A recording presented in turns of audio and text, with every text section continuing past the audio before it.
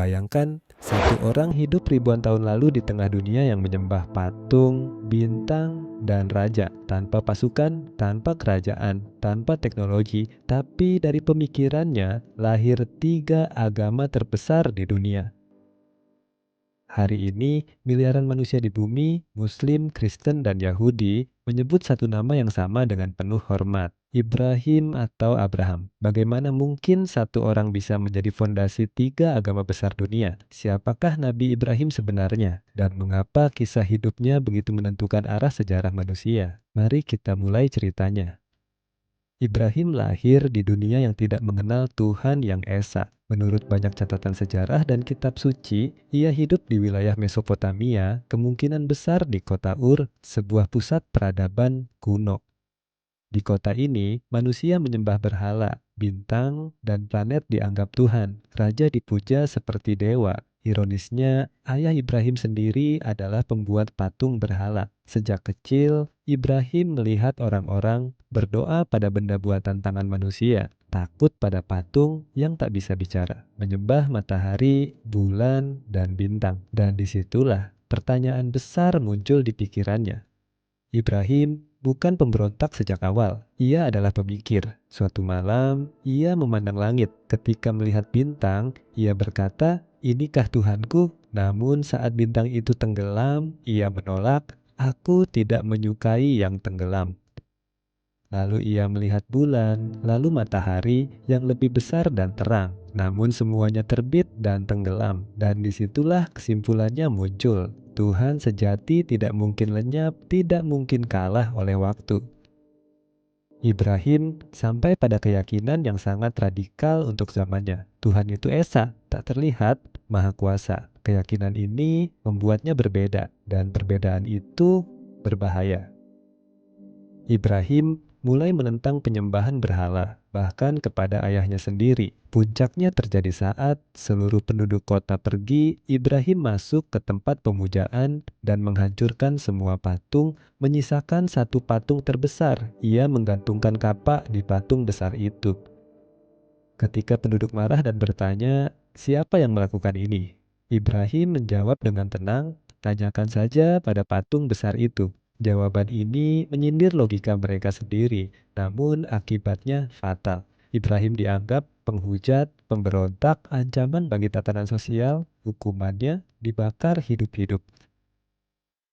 Api besar disiapkan, Ibrahim dilempar ke dalamnya. Namun, menurut tradisi Islam, terjadi sesuatu yang luar biasa. Api itu tidak membakar. Api yang seharusnya menghancurkan tubuh manusia justru menjadi dingin dan menyelamatkan. Peristiwa ini membuat nama Ibrahim dikenal luas, bukan sebagai pemberontak, tapi sebagai orang yang dilindungi Tuhan. Namun, ancaman tidak berhenti. Ibrahim akhirnya memilih meninggalkan tanah kelahirannya. Ia memulai perjalanan panjang sebagai seorang pengembara iman. Di titik inilah kisah Ibrahim atau Abraham mencapai ujian paling berat dalam sejarah iman manusia. Baik dalam Alkitab, Kitab Kejadian, maupun Al-Quran, Abraham menerima perintah yang mengguncang logika manusia, mengorbankan anak yang sangat ia kasihi. Namun, disinilah perbedaan tradisi muncul tanpa mengubah inti ceritanya. Dalam Alkitab, anak itu disebut Ishak, putra Abraham dari Sara. Ia adalah anak perjanjian, simbol masa depan dan janji Tuhan. Tuhan memerintahkan Abraham membawa Ishak ke Gunung Moria untuk dipersembahkan sebagai korban bakaran. Yang mengejutkan, Alkitab tidak mencatat Abraham membantah. Ia bangun pagi-pagi, menyiapkan kayu, dan berjalan bersama anaknya. Ketika Ishak bertanya, "Di manakah anak domba untuk korban bakaran?" Abraham menjawab, "Tuhan akan menyediakan." Dan di detik terakhir, Tuhan menghentikan Abraham, Ishak selamat. Seekor domba menggantikan pengorbanan itu. Dalam Al-Quran, nama anak tidak disebut secara eksplisit, namun mayoritas ulama Islam meyakini ia adalah Ismail. Dalam versi ini, kisahnya memiliki satu tambahan penting. Anak itu diajak berdialog. Ketika Abraham menyampaikan mimpinya, sang anak menjawab, "Wahai ayahku, lakukanlah apa yang diperintahkan kepadamu. Insya Allah, engkau akan mendapatiku termasuk orang-orang yang sabar."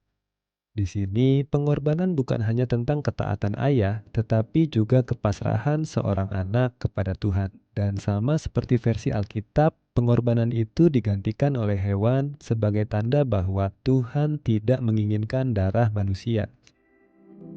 Meski berbeda pada detail, nama anak, lokasi, sudut pandang narasi, pesan utamanya sama, Tuhan tidak sedang menguji darah, tapi iman dan kepasrahan total. Kisah ini hidup hingga hari ini dalam Idul Adha bagi umat Islam, dalam tradisi iman dan teologi korban bagi Yahudi dan Kristen. Satu kisah, dua jalan tradisi, satu pesan universal.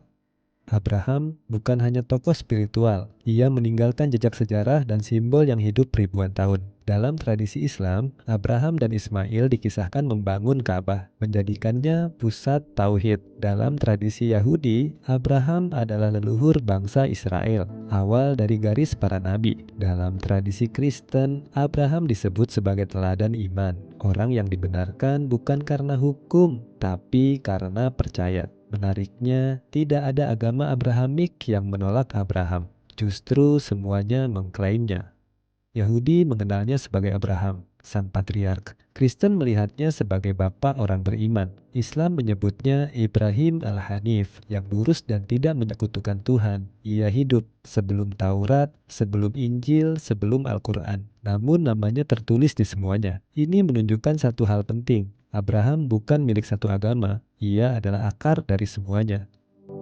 Abraham tidak meninggalkan kerajaan, ia tidak menulis kitab hukum, ia tidak membangun imperium. Namun ia meninggalkan sesuatu yang jauh lebih besar, sebuah cara berpikir, berani bertanya, berani melawan tradisi, berani patuh pada Tuhan meski tidak memahami semuanya. Jika hari ini dunia masih berbicara tentang iman, kepasrahan, tauhid, maka di sanalah di awal sejarah nama Abraham berdiri dengan sunyi, namun menggema hingga ribuan tahun.